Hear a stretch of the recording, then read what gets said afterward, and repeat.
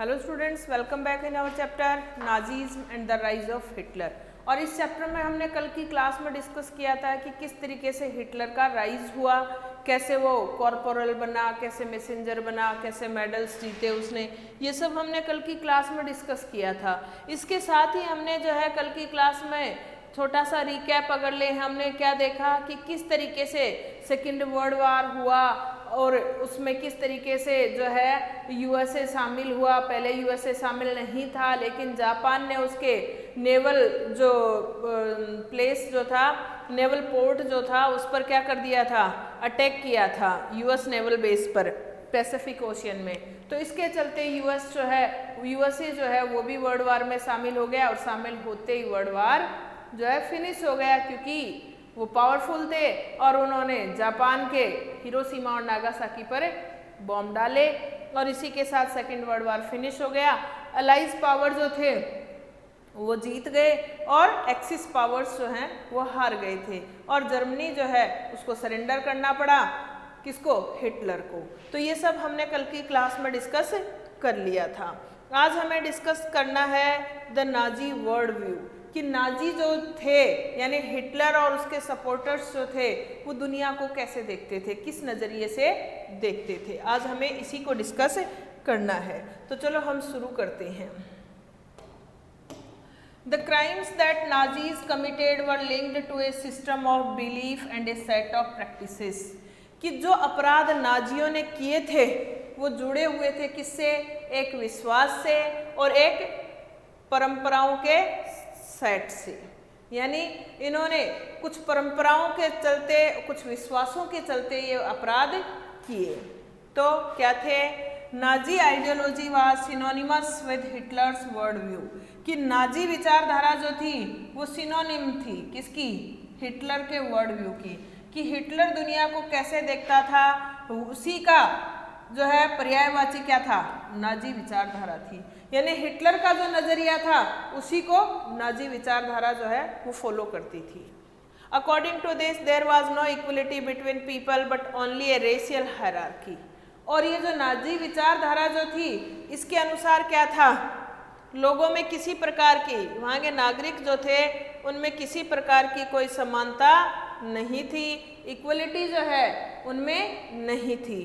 और इक्वलिटी नहीं थी तो क्या था, रेशियल डिस्क्रिमिनेशन था उनमें। रेशियल डिस्क्रिमिनेशन जो है वो क्या होता है, जाति संबंधी हायरार्की, यानी जातियों में जो उच्चता और नीचता होती है वो।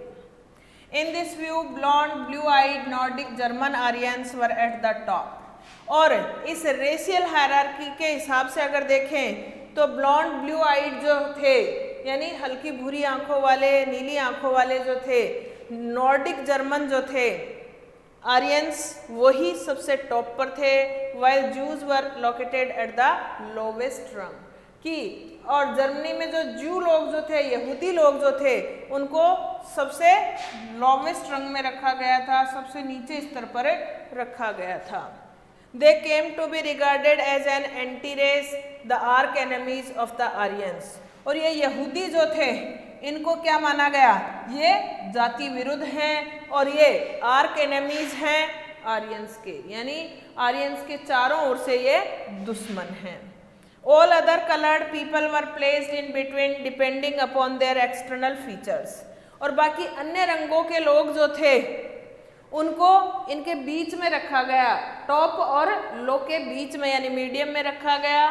बाकी उनकी जो एक्सटर्नल फीचर्स जो थी उन्हीं से डिपेंड कर रहा था कि वो किस में रखे जाएंगे, अपर में या लोअर में। Hitler's racism borrowed from thinkers like Charles Darwin and Herbert Spencer. Hitler का ये जो रेसिज्म जो था, जातिवाद जो था, ये कहाँ से आया था, चार्ल्स डार्विन और हर्बर्ट स्पेंसर जैसे विचारकों का जो जातिवाद के बारे में जो विचार था उसी से हिटलर का विचारधारा बनी थी। Darwin was a natural scientist. Darwin जो है एक प्राकृतिक वैज्ञानिक था, who tried to explain the creation of plants and animals through the concept of evolution and natural selection. Darwin जो है ये एक प्राकृतिक वैज्ञानिक था जिसने ये प्रयास किया था कि पौधे और जानवर जो है किस तरीके से उनकी इवोल्यूशन उत्पत्ति का कंसेप्ट जो है सिद्धांत जो है और नेचुरल सिलेक्शन का सिद्धांत जो है उस पर काम करता था। जैसे आपने देखा होगा कि डार्विन और ये जो चार्ल्स डार्विन जो है या हर्बर्ट स्पेंसर जो है इन्होंने किस तरीके से बताया कि प्रकृति के अनुसार जो है इंसान या जानवर जो जिस तरीके से काम करते हैं उनमें वही गुण जो है वो डेवलप हो जाते हैं। फिर Herbert Spencer later added the idea of survival of the fittest. इसके बाद हर्बर्ट स्पेंसर जो है उसने क्या विचार दिया था कि जो फिटेस्ट है वही सर्वाइव करेगा, यानी जिसकी लाठी उसकी भैंस। ठीक है, और यही किसकी विचारधारा थी? हिटलर की विचारधारा थी कि जो फिट है, काम करने योग्य है, वो सर्वाइव करेगा, जो क्रिपल्ड है वो किसी काम का नहीं है। According to this idea, only those species survived on Earth that could adapt themselves to changing climatic conditions. और हर्बर्ट स्पेंसर ने जो सर्वाइवल ऑफ द फिटेस्ट बताया उसके अनुसार क्या था कि केवल वही प्रजातियां जो है यहाँ जिंदा रह पाएंगी पृथ्वी पर जो बदलाव के अनुसार अपने आप को ढाल लें, बदल लें। जो भी क्लाइमेटिक कंडीशंस चेंज हो रही हैं उनके साथ साथ अपने अंदर चेंज कर लें तो वो जी सकते हैं, और अगर चेंज नहीं करेंगे तो वो नहीं जी पाएंगे। यानी हिटलर जो है वो एक तो इवोल्यूशन का कंसेप्ट किसका? चार्ल्स डार्विन का। ठीक है, कि किस तरीके से उत्पत्ति के आधार पर उत्पत्ति के सिद्धांत से जो है इनमें बदलाव आए। ठीक है, उसके बाद उसने हर्बर्ट स्पेंसर की जो विचारधारा थी क्या? सर्वाइवल ऑफ द फिटेस्ट, उसके अनुसार चलाया कि जो बदलाव जो आ रहे हैं उनके अनुसार अगर आप बदल जाते हो, अपने आप को ढाल लेते हो तो आप जिंदा रह पाओगे, अदरवाइज नहीं रह पाओगे। तो we should bear in mind that Darwin never advocated human intervention in what he thought was a purely natural process of selection.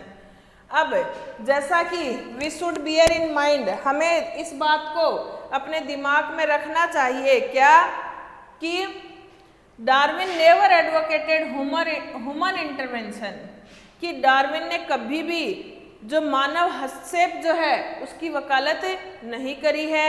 In what he thought was purely natural process of selection, जो भी वो सोचता था वो शुद्ध रूप से एक प्राकृतिक प्रक्रिया थी चुनाव की, यानी प्रकृति के अनुसार प्रकृति जिसको चुनेगी वो रहेगी और बाकी नहीं रहेगा। जबकि हिटलर जो है इसके विपरीत चला जाता है। However, his ideas were used by racist thinkers and politicians to justify imperial rule over conquered peoples. जबकि इसका डार्विन का जो सिद्धांत जो है उसको इस्तेमाल किया रेसिस्ट थिंकर्स ने, जातिवादी विचारकों ने, राजनीतिज्ञों ने, क्या जस्टिफाई करने के लिए?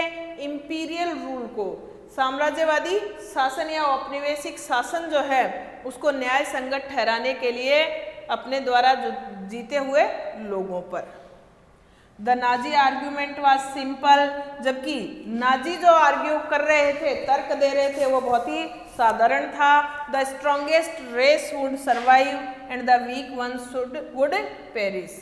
अब नाजियों का तर्क क्या था कि जो सबसे मजबूत जाति है वो तो रहेगी, जिंदा रहेगी, सर्वाइव करेगी, और जो कमजोर हैं वो क्या हो जाएंगे? पेरिश हो जाएंगे, खत्म हो जाएंगे। The Aryan race was the finest, और इस हिसाब से आर्यन जाति जो है जर्मन्स की, कौन सी? ब्लॉन्ड ब्लू आइड जो आर्यंस हैं वो क्या है? सबसे फाइनेस्ट हैं, सबसे अच्छे हैं। It had to retain its purity, और इन आर्यंस को अपनी शुद्धता जो है बनाकर रखनी पड़ेगी, यानी आर्यंस बच्चों में किसी दूसरे का गुण नहीं आना चाहिए। Become stronger and dominate the world, और इन आर्यंस को और ज़्यादा मजबूत बनना पड़ेगा और पूरे दुनिया को डोमिनेट करना पड़ेगा, यानी पूरी दुनिया पर शासन करना पड़ेगा। यानी इस विचारधारा से हमें क्या पता लगता है कि हिटलर जो है वो क्या चाहता था? एक आर्यन प्रजाति के लोग ही जर्मनी में चाहता था, और उन्हीं से वो क्या कहता है कि वो ही सर्वाइव कर पाएंगे। देखिए अब हमारे पास सोर्स है, सोर्स ए और सोर्स बी। पहले हम सोर्स ए को देखते हैं। For this earth is not allotted to anyone nor is it presented to anyone as a gift, कि पृथ्वी जो है न तो किसी को सौंपी गई है और न ही किसी को उपहार में दी गई है। It is awarded by providence to people who in their hearts have the courage to conquer it. ये एक अवार्ड के रूप में है जिसको व्यक्ति जो है, जिसके हृदय में जोश है, साहस है, वो इसको जीत के अपने अधीन कर सकता है। यानी किसी को सौंपी नहीं गई है, इस पर कोई भी अपने साहस से कब्जा कर लेगा, जीत लेगा, वो उस पर रहेगा। The strength to preserve it, और जिसके पास ताकत होगी इसको सुरक्षित रखने की। And the industry to put it to the plough, और जिसके पास इतनी मादा होगी, इंडस्ट्री होगी कि वो इसमें हल चला सके। The primary right of this world is the right to life. इस दुनिया का प्राथमिक अधिकार क्या है? जीवन जीने का अधिकार। So far as one possesses the strength for this, और इस अधिकार को पूरा करने के लिए एक व्यक्ति में क्या होनी चाहिए? ताकत भी होनी चाहिए। अब जीवन जीने का अधिकार मान लो मुझे है, लेकिन मुझे कोई मार रहा है, पीट रहा है और उसका बचाव करने का या प्रोटेक्शन करने का पावर मेरे अंदर नहीं है, तो मेरा राइट टू लिव किस काम का? स्ट्रेंथ तो होनी चाहिए। Hence, on the basis of this right, a vigorous nation will always find ways of adapting its territory to its population size. इस प्रकार इस अधिकार के आधार पर एक विगोरस नेशन यानी एक जोश भरा राष्ट्र जो है वो उसको हमेशा क्या हो जाएगा? मार्ग मिल जाएंगे अपनी टेरिटरी को एडेप्ट करने के, अपनी पॉपुलेशन के अकॉर्डिंग, यानी अपनी जनसंख्या के आधार पर अपना साम्राज्य विस्तार करने का चांस मिल जाएगा। यह हिटलर की सीक्रेट बुक से लिया गया है। अब सोर्स बी हमें क्या कहता है? In an era when the earth is gradually being divided up among states, some of which embrace almost entire continents, कि एक ऐसा काल जब पृथ्वी को धीरे धीरे क्या किया जा रहा था? राज्यों में बांटा जा रहा था। कुछ लोग जो है उन्होंने क्या कर लिया? ऑलमोस्ट एंटायर कॉन्टिनेंट्स, पूरे जो महाद्वीप जो थे उन पर कब्जा कर लिया। We can not speak of a world power in connection with a formation whose political mother country is limited to the absurd area of 500 kilometers।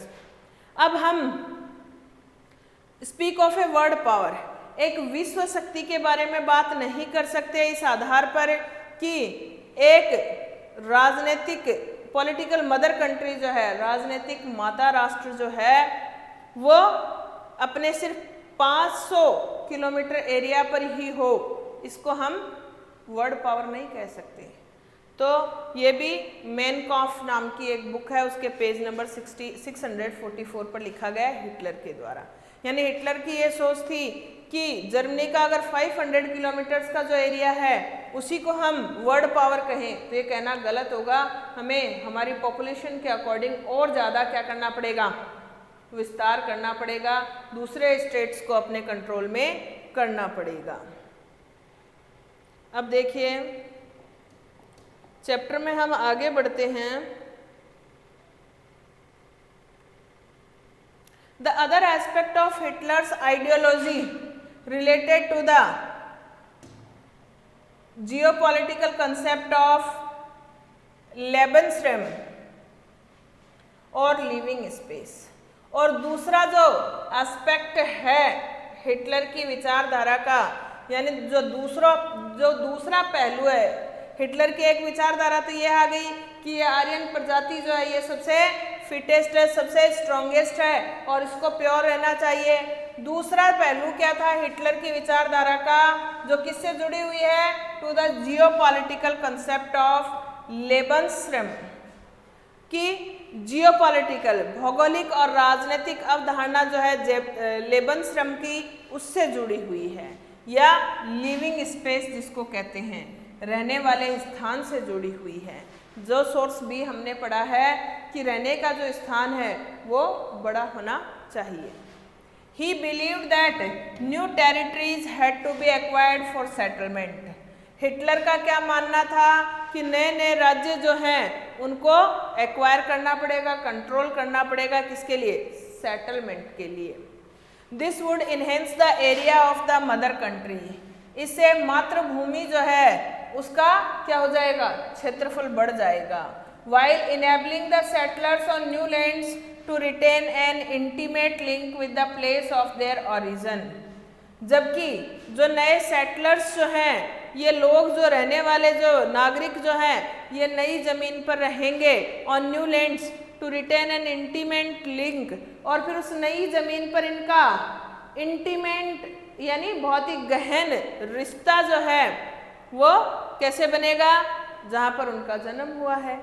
There origin यानी जिस मातृभूमि में हमारा जन्म होता है उसके साथ हमारा गहरा रिलेशन हो जाता है।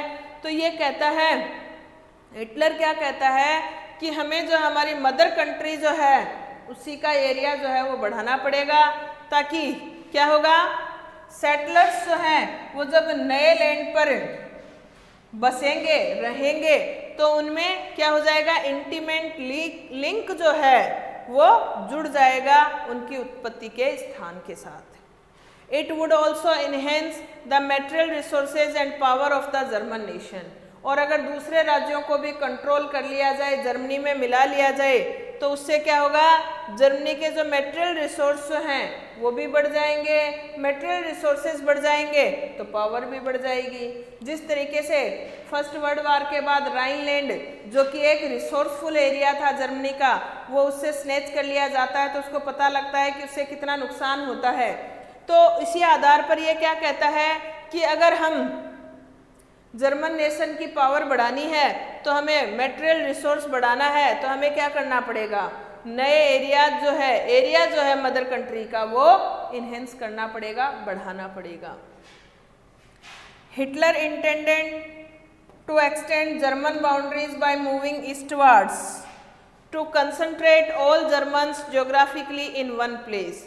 अब हिटलर की इंटेंशन क्या थी? इंटेंडेड यानी हार्दिक इच्छा क्या थी कि जर्मनी की सीमाएं जो है वो पूर्व की तरफ और बढ़ा दी जाए, ताकि सभी जर्मन्स जो हैं वो भौगोलिक रूप से एक स्थान पर ही शामिल हो जाएं।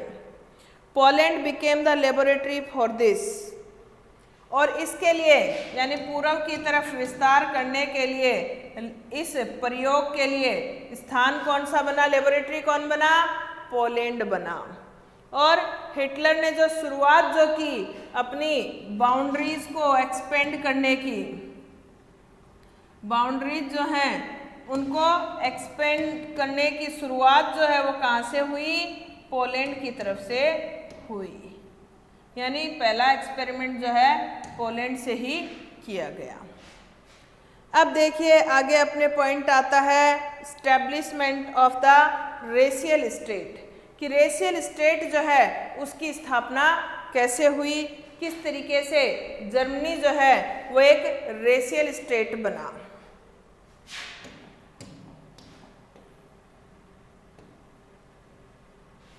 देखिए पहले हमें एक वर्ड मीनिंग दे रखा है, Nordic German Aryans, one branch of those classified as Aryans. जिनको आर्यंस कहा गया था उन्हीं की एक शाखा है Nordic German Aryans. They lived in north European countries and had German or related origin. और ये जो उत्तरी यूरोपियन देशों में रहने वाले जो आर्यंस जो थे उनको क्या माना गया है? जर्मन, जो कि उत्पत्ति के आधार पर कहाँ से हुए हैं? जर्मनी से हुए हैं।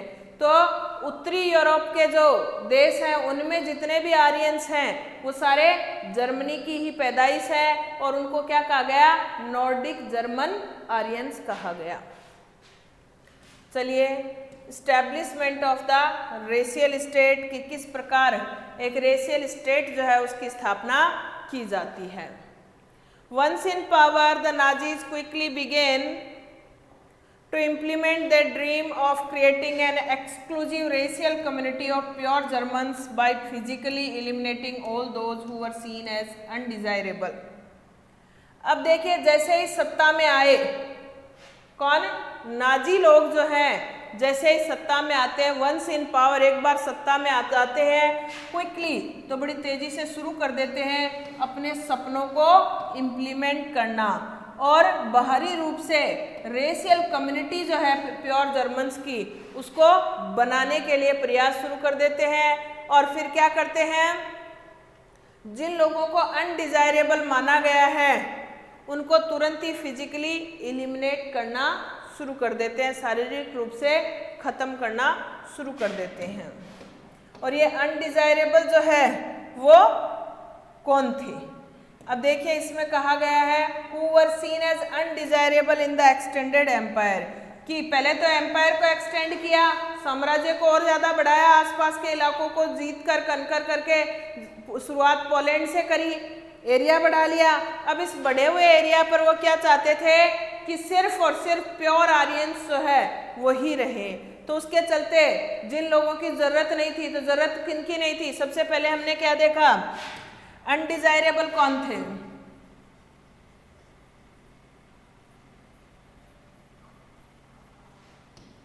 अनडिजायरेबल कौन थे?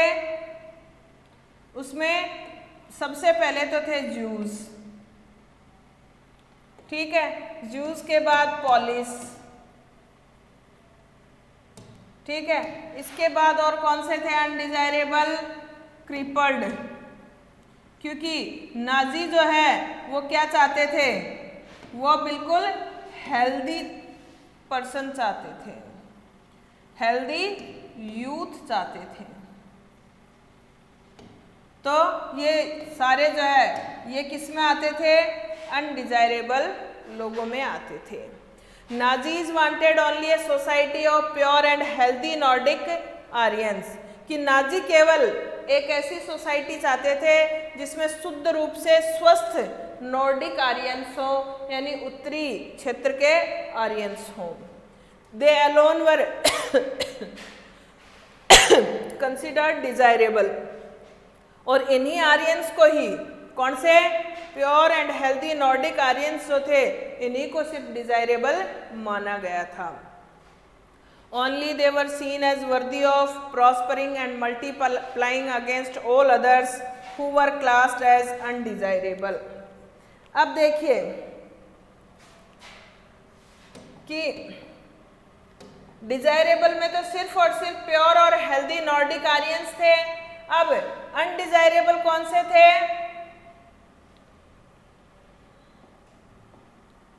Only they were seen as worthy of prospering and multiplying, कि केवल ये जो डिजायरेबल जो थे इन्हीं को क्या माना गया था, किसके लायक माना गया था? प्रॉस्पर होने के और मल्टीप्लाई होने के। जबकि अनडिजायरेबल जो थे, ना तो उनकी संख्या बढ़नी चाहिए और ना ही वो प्रॉस्पर होने चाहिए। This meant that even those Germans who were seen as impure or abnormal had no right to exist. इसका अर्थ क्या था कि जर्मनी के वो लोग जो शुद्ध दिखाई नहीं देते थे या एबनॉर्मल, एबनॉर्मल नॉर्मल का उल्टा एबनॉर्मल, नॉर्मल साधारण, एबनॉर्मल असाधारण दिखाई देते थे, या फिर एबनॉर्मल कौन होते हैं? अपंग लोग, हाथ पैर नहीं हो, दिमाग से कमजोर हो, स्वास्थ्य से कमजोर हो, उनको एबनॉर्मल कहा जाता है। उनको रहने का कोई अधिकार नहीं था, नो राइट टू एग्जिस्ट, यानी जीने का कोई अधिकार नहीं था। Under the euthanasia programme, Helmuth's father along with other Nazi officials had condemned to death many Germans who were considered mentally or physically unfit. अब देखिए एक बार फिर हेलमट के पिता का नाम आता है, और हमने शुरू में देखा था वो एक डॉक्टर थे। तो इथनेशिया कार्यक्रम के तहत हेलमट के पिता जो हैं, उन्होंने अन्य नाजी अफसरों के साथ मिलकर उन बहुत से जर्मन लोगों को कंडेमन टू डेथ, मौत के घाट उतारा था, जिनको मानसिक या शारीरिक रूप से अनफिट माना गया था। यानी किसी का पैर नहीं है, किसी का हाथ नहीं है, कोई शारीरिक रूप से कमजोर है, किसी की आंख नहीं है, तो कुछ भी समस्या ऐसे लोग जो थे उनको सबको हेलमट के पिता जो कि डॉक्टर थे, उन्होंने नाजी पदाधिकारियों के साथ, नाजी ऑफिशियल्स के साथ मिलकर मौत के घाट उतारा था। और इसी के चलते उनको समझ आया था कि अब जिनको हमने मारा है उनके रिश्तेदार जो है अब उनको जिंदा नहीं छोड़ेंगे और इसी के चलते उनको क्या करना पड़ा, सुसाइड करना पड़ा। Jews were not the only community classified as undesirable, और जो अनडिजायरेबल जो थे उनमें केवल जू ही नहीं थे, यहूदी नहीं थे, और भी बहुत से थे जिनको अनडिजायरेबल कहा जाता था। There were others. Many gypsies and blacks living in Nazi Germany were considered as racial inferiors who threatened the biological purity of the superior Aryan race. अब देखिए, जूस के अलावा बहुत सारे जिप्सीज यानी घुमक्कड़ लोग या ब्लैक्स काले रंग के लोग जो नाजी जर्मनी में रह रहे थे, उनको क्या माना जा रहा था, रेशियल इंफीरियर्स यानी जातीय रूप से निम्न माना जा रहा था। और उनको ये भी था कि ये एक थ्रेटन है, एक कमजोरी है, एक डर है कि ये जो आर्यन रेस जो है, सुपीरियर आर्यन रेस जो है, उसकी बायोलॉजिकल प्योरिटी जो है उसको ये खत्म कर देंगे। क्योंकि अगर किसी गोरी लड़की ने जो है किसी ब्लैक से शादी कर ली तो उससे जो बच्चा जन्मेगा, जो नई रेस आएगी, वो कैसी होगी, इम्प्योर होगी। तो उनको यही डर था कि ये जो रेशियल इंफीरियर्स जो है, ब्लैक्स या जिप्सीज जो हैं, ये बायोलॉजिकली प्योरिटी जो है सुपीरियर आर्यन रेस की, उसके लिए एक थ्रेटन है, कमजोरी है। दे वर वाइडली प्रोसिक्यूटेड। तो अब ये जिप्सीज और ब्लैक्स जो थे, तो तीन हो गए ना, जिप्सीज, ब्लैक्स और ज्यूज। इन तीनों को क्या किया गया, पकड़कर बहुत ज्यादा संख्या में प्रोसिक्यूट कर दिया गया, मार दिया गया। Even Russians and Poles were considered subhuman and hence undeserving of any humanity. यहाँ तक कि रशियन और पोल्स जो थे उनको भी सुबहुमैन समझा जाता था। इस प्रकार वो भी क्या थे, अनडिजर्विंग थे, मानवता के लिए जरूरत नहीं थी, उनकी कोई इच्छा नहीं थी। यानी इन लोगों को भी उसी में शामिल कर लिया, अनडिजायरेबल में, रशियंस और पोल्स को। When Germany occupied Poland and parts of Russia, captured civilians were forced to work as slave labor. अब जैसा कि जर्मनी ने इंपीरियलिज्म किया था, एरिया को और ज़्यादा एक्सपेंड करने के लिए शुरुआत पोलैंड से की थी, तो जर्मनी ने पोलैंड पर अपना कब्जा कर लिया और उसके बाद कुछ हिस्से जो है रशिया के भी कब्जा कर लिया और वहाँ के जो सिविलियंस को कैप्चर किया, इन्होंने बंदी बनाया, उनसे ज़बरदस्ती क्या करवाया, स्लेव लेबर यानी मजदूर बना दिया, दास बना लिया। Many of them died simply through hard work and starvation. और फिर पोलैंड और रशिया के जिन लोगों को इन्होंने बंदी बनाकर दास बनाया था, वो अधिकतर या तो कठोर परिश्रम की वजह से मर गए या फिर भूख से मर गए, बेचारे मर गए। Jews remained the worst sufferers in Nazi Germany. और सबसे ज्यादा यातनाएं झेलने वाले कौन थे नाजी जर्मनी में? यहूदी लोग। यहूदी लोग जो थे उनको सबसे ज्यादा यातनाओं को झेलना पड़ा था। Nazi hatred of Jews had a precursor in the traditional Christian hostility towards Jews. और नाजी लोग जो थे, जो इन यहूदियों से नफरत करते थे, इनके बारे में हैड ए प्रिकर्सर, पहले से भी जो ट्रेडिशनल क्रिश्चियन हॉस्टिलिटी रही है यानी पारंपरिक ईसाई आतिथ्य जो रहा है, उसमें भी यहूदियों के प्रति क्या रही है? नफरत ही रही है। तो अब ये नाजी लोग भी नफरती करते थे। They had seen stereotyped as killers of Christ and usurers, कि यहूदी जो थे उनके प्रति भावना जो है, दिमाग में एक मानसिक भावना जो है क्या आ गई थी कि यहूदियों ने किसको मारा? क्राइस्ट को मारा। और उसके बाद यहूदी जो थे कौन थे? असरर्स। असरर्स कौन होते हैं? जो सूदखोर होते हैं, बहुत ज़्यादा रुपए में पैसे जो है इंटरेस्ट पर देते हैं, यानी बहुत ज़्यादा इंटरेस्ट रेट पर पैसे देते हैं, उनको बोला जाता है असरर्स। Until medieval times, Jews were barred from owning land. और मध्यकाल तक तो यहूदी जो थे उनको जमीन पर कोई अधिकार नहीं था, यानी जमीन रखने का अधिकार नहीं था। They survived mainly through trade and money lending. यहूदी जो है वो अपना जीवन यापन कैसे करते थे? जमीन तो इनके पास थी नहीं, तो व्यापार से और फिर पैसा लोगों को इंटरेस्ट पर देकर ही जिंदा थे। They lived in separately marked areas called ghettos, और ये यहूदी जो है इनको अलग ही रखा जाता था, बिल्कुल सेपरेटली मार्क किया हुआ होता था इनका एरिया, उसको कहते थे घेटोस। घेटोस में ये रहा करते थे यहूदी। They were often persecuted through periodic organised violence and expulsion from the land, और प्राय उनको बड़ी यातनाएं दी जाती थी, समय समय पर उनके लिए हिंसा होती थी और फिर उनको जमीन से भी एक्सपल्स कर दिया गया था, वंचित कर दिया गया था, निकाल दिया गया था। However, Hitler's hatred of Jews was based on pseudo-scientific theories of race. जबकि हिटलर की नफरत जो है यहूदियों के प्रति ये एक सूडो साइंटिफिक थ्योरी पर आधारित थी, जाति की, which held that conversion was no solution to the Jewish problem.